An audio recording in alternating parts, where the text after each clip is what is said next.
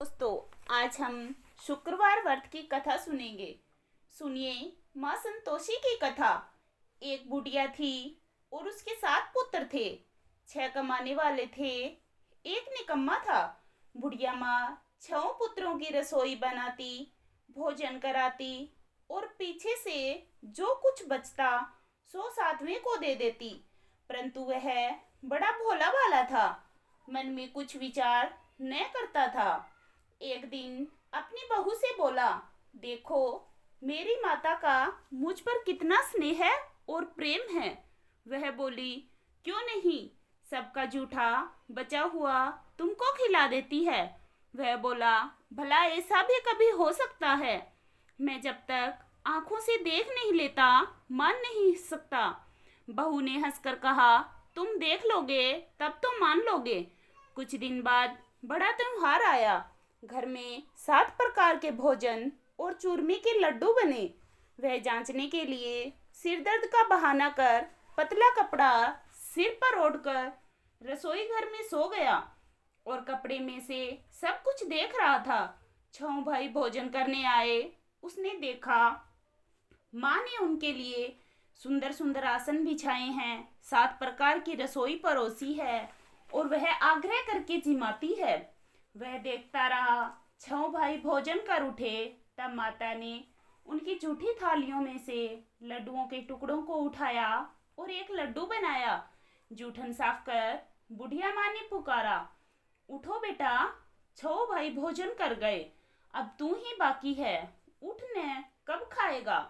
वह कहने लगा, माँ मुझे भोजन नहीं करना, मैं परदेश जा रहा हूँ। माता ने कहा, कल जाता हो तो आज ही चला जा। वह बोला, हाँ हाँ आज ही जा रहा हूँ। यह कहकर वह घर से निकल गया। चलते समय बहू की याद आई। वह गौशाला में गोबर थाप रही थी। वहीं जाकर उससे बोला, हम जावे परदेश को आवेंगे कुछ काल, तुम रहियो संतोष से धर्म अपनो पाल। वह बोली, जाओ पिया, आनंद से हमारा सोच हटाए, राम भरोसे हम रहे, ईश्वर तुम्हें सहाय। देख निशानी आपनी, देख धरू में धीर, सुधी हमारी मति बिसराइयो, रखियो मन गंभीर। वह बोला, मेरे पास तो कुछ नहीं है, यह अंगूठी है सो ले लो, अपनी कुछ निशानी मुझे दे दो। वह बोली, मेरे पास क्या है, यह गोबर भरा हाथ है। यह कहकर उसकी पीठ में गोबर के हाथ की थाप मार देती है। वह चल दिया। चलते चलते दूर देश में पहुंचा। वहां पर एक साहूकार की दुकान थी। वहां जाकर कहने लगा, भाई मुझे नौकरी पर रख लो, साहूकार को जरूरत थी। बोला, रह जा। लड़के ने पूछा, तनख्वाह क्या दोगे? साहूकार ने कहा, काम देखकर दाम मिलेंगे। साहूकार की नौकरी मिली। वह सवेरे 7 बजे से रात तक नौकरी करने लगा। कुछ दिनों में दुकान का सारा लेन देन, हिसाब किताब, ग्राहकों को माल बेचना, सारा काम करने लगा। साहूकार के 7-8 नौकर थे। वे सब चक्कर खाने लगे कि यह तो बहुत होशियार बन गया है। सेठ ने भी काम देखा और 3 महीने में उसे आधे मुनाफे का साझीदार बना लिया। वह 12 वर्ष में ही नामी सेठ बन गया और मालिक सारा कारोबार उस पर छोड़कर बाहर चला गया। अब बहू पर क्या बीती वो सुनो। सास ससुर उसे दुख देने लगे। सारी गृहस्थी का काम करके उसे लकड़ी लेने जंगल में भेजते थे। इस बीच घर की रोटियों के आटे से जो भूसी निकलती थी उसकी रोटी बनाकर रख दी जाती थी और फूटे नारियल के खोपरे में पानी। इस तरह दिन बीतते गए। एक दिन वह लकड़ी लेने जा रही थी कि रास्ते में बहुत सी स्त्रियां संतोषी माता का व्रत करती दिखाई दी। वह वहां खड़ी हो कथा सुनकर बोली, बहनों, यह तुम किस देवता का व्रत करती हो और इसके करने से क्या फल मिलता है? इस व्रत के करने की विधि क्या है? यदि तुम अपने व्रत का विधान मुझे समझाकर बताओगी तो मैं तुम्हारा एहसान मानूंगी। तब उनमें से एक स्त्री बोली, सुनो बहन, यह संतोषी माता का व्रत है। इसके करने से निर्धनता दरिद्रता का नाश होता है, लक्ष्मी आती है, मन की चिंताएं दूर होती है, घर में सुख होने से मन को प्रसन्नता और शांति मिलती है। निपुत्र को पुत्र मिलता है, प्रीतम बाहर गया हो तो जल्दी आता है। कुंवारी कन्या को मनपसंद वर मिलता है। राजद्वारे में बहुत दिनों से मुकदमा चल रहा हो तो खत्म हो जाता है। सब तरह सुख शांति हो, घर में धन जमा हो, पैसा जायदाद का लाभ हो, रोग दूर हो जाते हैं और कुछ मन में कामना हो तो वे सब इस संतोषी माता की कृपा से पूरी हो जाती है। इसमें कोई संदेह नहीं है। वह पूछने लगी, यह व्रत कैसे किया जाता है, यह भी बताओगी तो बड़ी कृपा होगी। स्त्री कहने लगी, 1.25 का गुड़ और चना लेना, इच्छा हो तो 5.25 का लेना या 11.25 का भी, सहूलियत के अनुसार बिना परेशानी के श्रद्धा और प्रेम से जितना बन सके सवाया लेना। 1.25 से 5.25 तथा इससे भी ज्यादा शक्ति और भक्ति के अनुसार ले। हर शुक्रवार को निराहार रहकर कथा सुनना कहना, इसके बीच कर्म टूटे नहीं। लगातार नियम पालन करना। सुनने वाला कोई न मिले तो घी का दीपक जला उसके आगे जल के पात्र को रख कथा कहना, परंतु नियम न टूटे। जब तक कार्य सिद्ध न हो नियम पालन करना और कार्य सिद्धि हो जाने पर व्रत का उद्यापन करना। 3 मास में माता फल पूरा करती है। यदि किसी के खोटे ग्रह हो तो भी माता 1 वर्ष में अवश्य कार्य को सिद्ध करती है। कार्य सिद्ध होने पर ही उद्यापन करना चाहिए, बीच में नहीं करना चाहिए। उद्यापन में 2.5 सेर आटे का खाजा तथा इसी के परिणाम से खीर तथा चने का साग करना।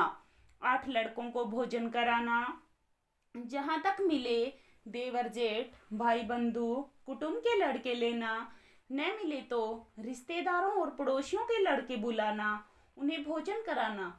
यथाशक्ति दक्षिणा दे देना। माता का नियम पूरा करना।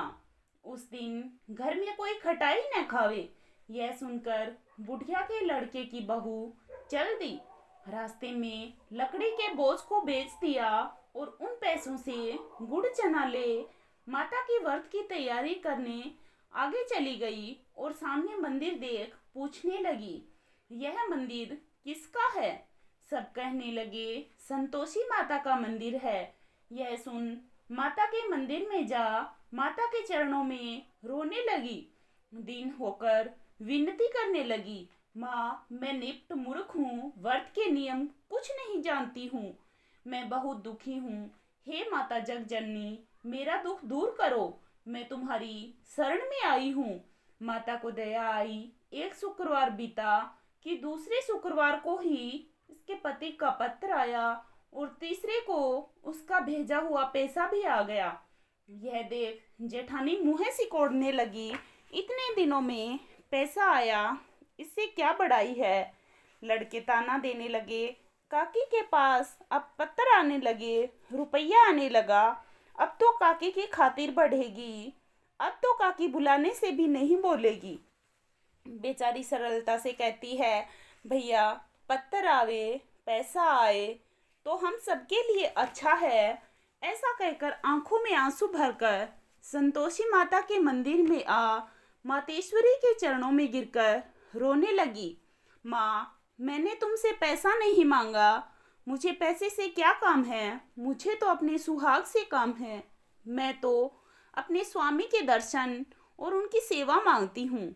तब माता ने प्रसन्न होकर कहा, जा बेटी तेरा स्वामी आएगा। यह सुन खुशी से बावली होकर घर में जा काम करने लगी।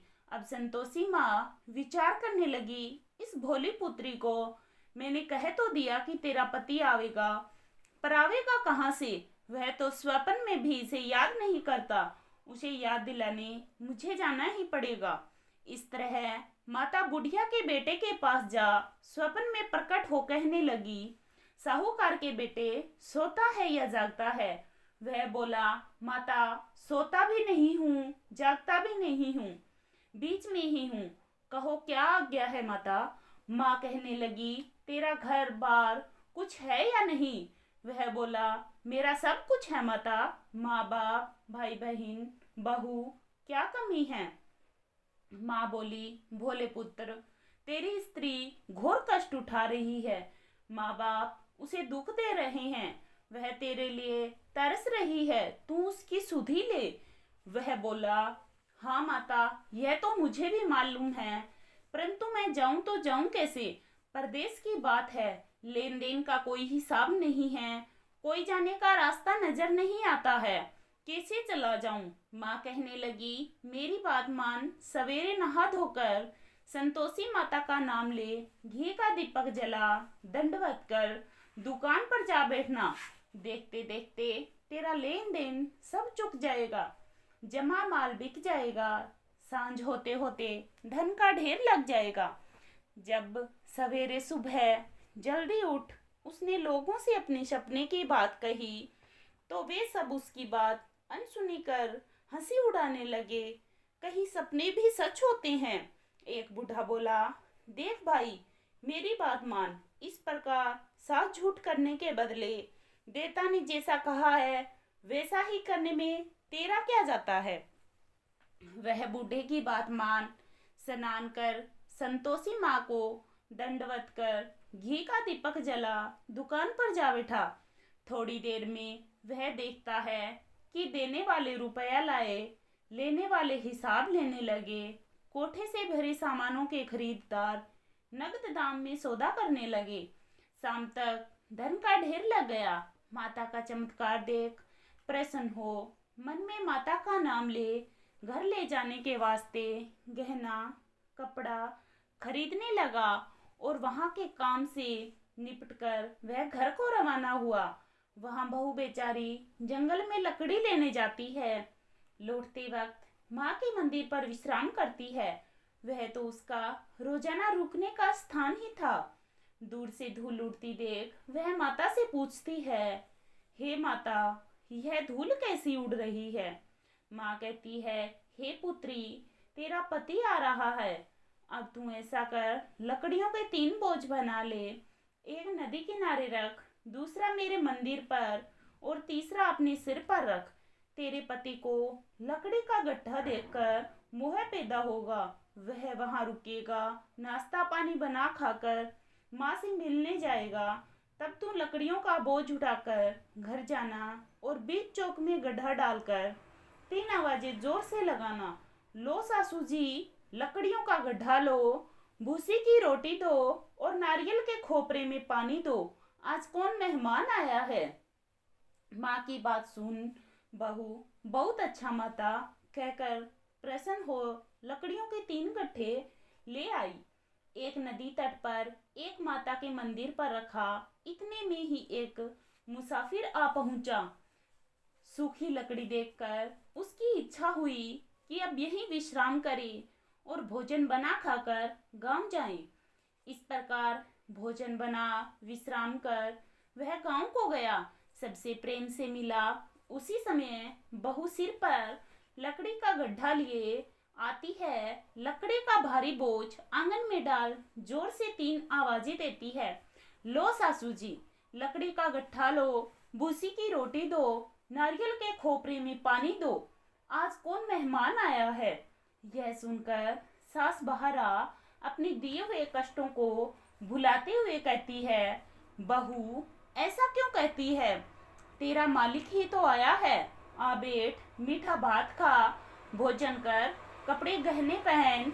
इतने में आवाज सुन उसका स्वामी बाहर आता है और अंगूठी देख व्याकुल हो माँ से पूछता है, माँ, यह कौन है? माँ कहती है, बेटा, यह तेरी बहू है। आज 12 वर्ष हो गए हैं, तू जब से गया है तब से सारे गांव में जानवर की तरह भटकती फिरती है, कामकाज कुछ भी नहीं करती है, 4 समय आकर खा जाती है। अब तुझे देखकर भूसी की रोटी और नारियल के खोपरे में पानी मांगती है। वह लज्जित हो बोला, ठीक है माँ, मैंने इसे भी देखा है और तुम्हें भी देखा है। अब मुझे दूसरे घर की ताली दो, तो मैं उसी में रहूंगा। तब माँ बोली, ठीक है बेटा, जैसी तेरी मर्जी, कहकर ताली का गुच्छा पटक देती है। उसने ताली ले दूसरे कमरे में, जो तीसरी मंजिल के ऊपर था, खोलकर सारा सामान जमाया। एक दिन में ही वहां राजा के महल जैसा ठाट बाट बन गया। अब क्या था, वे दोनों सुखपूर्वक रहने लगे। इतने में अगला शुक्रवार आया। बहू ने अपने पति से कहा कि मुझे माता का उद्यापन करना है। पति बोला, बहुत अच्छा, खुशी से करो। वह तुरंत ही उद्यापन की तैयारी करने लगी। जेठ के लड़कों को भोजन के लिए कहने गई। उसने मंजूर किया, परंतु पीछे जेठानी अपने बच्चों को सिखलाती है, देखो रे, भोजन के समय सब लोग खटाई मांगना, जिससे उसका उद्यापन पूरा न हो। लड़के जिमने आए, खीर पेट भर कर खाई, परंतु याद आते ही कहने लगे, हमें कुछ खटाई दो, खीर खाना हमें भाता नहीं है, देखकर अरुचि होती है। बहू कहने लगी, खटाई किसी को नहीं दी जाएगी, यह तो संतोषी माता का प्रसाद है। लड़के तुरंत उठ खड़े हुए, बोले, पैसा लाओ। बोली बहू, कुछ जानती नहीं थी, सो उन्हें पैसे दे दिए। लड़के उसी समय जा इमली खाने लगे। यह देखकर बहू पर माताजी ने कोप किया। राजा के दूत उसके पति को पकड़ कर ले गए। जेठ जिठानी मन माने खोटे वचन कहने लगे। लूट लूट कर धन इकट्ठा कर लाया था, सो राजा के दूत पकड़ कर ले गए। अब सब मालूम पड़ जाएगा जब जेल की हवा खाएगा। बहू से यह वचन सहन नहीं हुए। रोती रोती माता के मंदिर में गई। हे माता, तुमने यह क्या किया? हंसाकर अब क्यों रुलाने लग गई माता? माता बोली, पुत्री, तूने उद्यापन करके मेरा व्रत भंग किया है। इतनी जल्दी सब बातें भुला दी। वह कहने लगी, माता, भूली तो नहीं हूँ, न कुछ अपराध किया है। मुझे तो लड़कों ने भूल में डाल दिया। मैंने भूल से उन्हें पैसे दे दिए।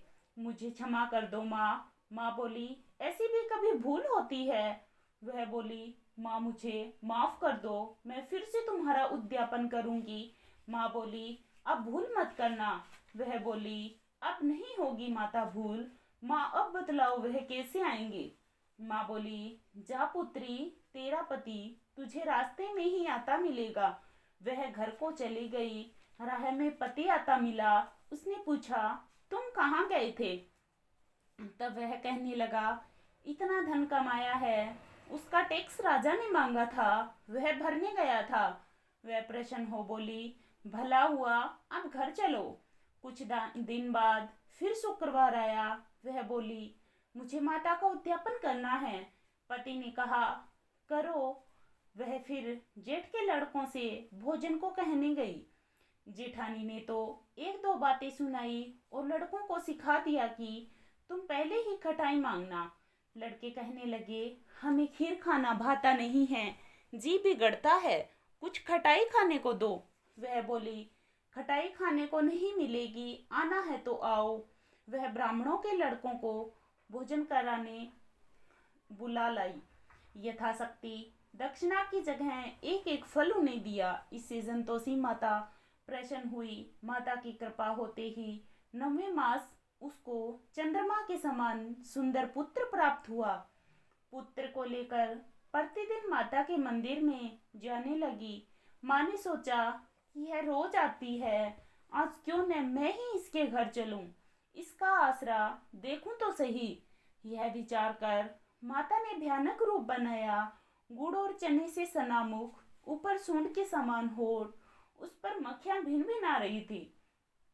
दहलीज में पांव रखते ही उसकी सांस चिल्लाई, देखो रे, कोई चुड़ैल डाकिन चली आ रही है। लड़कों, इसे भगाओ, नहीं तो किसी को खा जाएगी। लड़के डरने लगे और चिल्लाकर खिड़की बंद करने लगे। बहू रोशनदान से देख रही थी। प्रसन्नता से पागल होकर चिल्लाने लगी, आज मेरी माता मेरे घर आई है। यह कहकर बच्चे को दूध पिलाने से हटाती है। इतने में सास का क्रोध फूट पड़ता है। बोली, रांड, इसे देखकर कैसी उतावली हुई है जो बच्चे को पटक दिया। इतने में माँ के प्रताप से जहाँ देखो वहीं लड़के ही लड़के नजर आने लगे। वह बोली, माँ जी, मैं जिनका व्रत करती हूँ यह वही संतोषी माता है। इतना कह झट से सारे घर के किवाड़ खोल देती है। सबने माता के चरण पकड़ लिए और विनती कर कहने लगे, हे माता, हम मूर्ख हैं, हम अज्ञानी हैं, हम पापी हैं। तुम्हारे व्रत की विधि हम नहीं जानते थे। तुम्हारा व्रत भंग कर हमने बहुत बड़ा अपराध किया है। हे माता, आप हमारा अपराध क्षमा करो। इस प्रकार माता प्रसन्न हुई। माता ने बहू को जैसा फल दिया वैसा सबको दे। जो पढ़े उसका मनोरथ पूर्ण हो। बोलो संतोषी माता की जय।